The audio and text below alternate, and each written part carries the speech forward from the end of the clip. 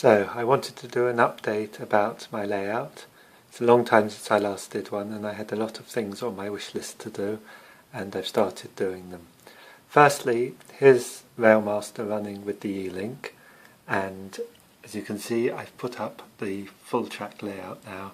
Doesn't look like this quite in reality because I've got a double slip, and this is sort of been made out so that it will fit on the screen reasonably well.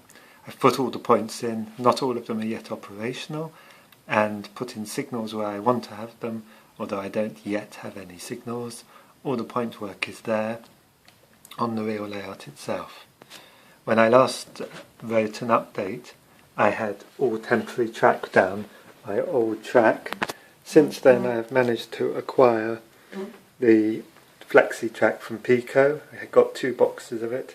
In fact, on the right you can see one of the boxes almost empty now, and I've changed all the set track for flexi track, and I've soldered most of the droppers now onto the track to connect onto the bus wire, which is under here.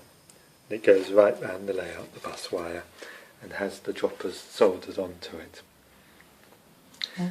Got the trains, the engines have now all been converted to DCC, or at least all the ones I use most of the time. There's a Lima Class 67 which has had DCC put in it, and also another thing which I've done is I've put the foam matting underneath all the track when I was putting down the new track. I put this foam matting down under it. It does make it a bit quieter, but it's not perfect. It's much better than it was though. Here's the engine shed, or engine sidings, with various locomotives, mostly Class 47s, a couple of Class 50s as well in it. I'm basing the layout around Southampton, slightly fictionally, but mostly relatively accurately. Here's the main station, or where the main station is going to be. Track is almost all pinned down now, just a few little bits which are still loose. And this is where the middle island platform is going to be, in between, and on the 2 sides the outer platforms. In real life, this will be the entrance would be the entrance to the Southampton tunnel, but on this layout I've got my carriage sidings around here, and that was the last thing to be done recently. Carriage sidings have now just had them track pinned down. It's the only place where I've still got set track. Some of the carriage sidings still have set track on them. But it's working well, and now I'm able to shunt the trains into the sidings here. We've got both the Sprinter Express and the Voyager with DCC chips, but they only each have one so far, so the lights on these Voyager stay on all the time. I know a lot of people have switched the lights to LED lights. Hopefully maybe someday I'll do that as well, but that is further down the line. 125 part on the stop blocks at the end of the siding. Moving around, I've got my bridge here, and the bridge now has the power bus going under it, and it has plugs, mains plugs to connect the power bus on each side of the bridge. Finally coming back round to this side of the layout, the small station which is meant to be based around Millbrook and is just the island platform in the middle. It needs the platform ramps, but otherwise it's almost finished. All the points now are up, and most of them I've got altogether I think 13 points. 8 of them now have point motors on them. Most of them have Pico side-mount point motors, but a couple, the 2 under the double slip, have the old conventional underboard Pico point motors.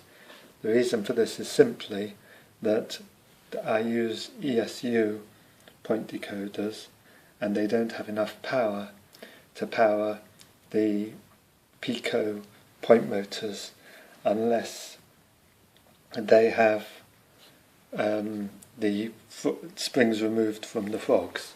And since I didn't want to try and break the double slip apart to remove its springs from underneath, I put the motors underneath.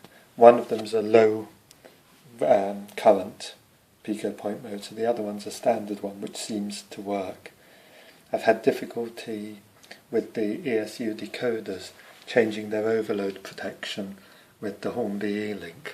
Sometimes it works, sometimes it doesn't, so I've had to sort of fish around with the outputs to try and find outputs which do work with it. Next stages are to finish the last of the point motors, still a couple here, and also on the carriage sidings which don't yet have point motors fitted to them. And then of course ballasting the track is the next stage, and starting on the scenery. Layout is almost entirely properly operational and live. Just the carriage sidings and the loco depot don't yet have droppers. Otherwise everything else is now fitted with droppers, and the layout seems to run pretty well. Elink has a few problems, that it freezes now and again, leaving trains running. At that point you either have to hit the all stop button, which is the only way, or pull the power out of the Elink's power supply to stop the trains at once. Discovered through painful work that my trains do not work well with decoders on DC. The DC, I use an old Gauge Master controller for DC, and it seems to have been quite powerful, and it prefers not to short circuit itself when there's a short, and so it burns out the decoders instead. So I now have a rule that no DCC trains can run on DC.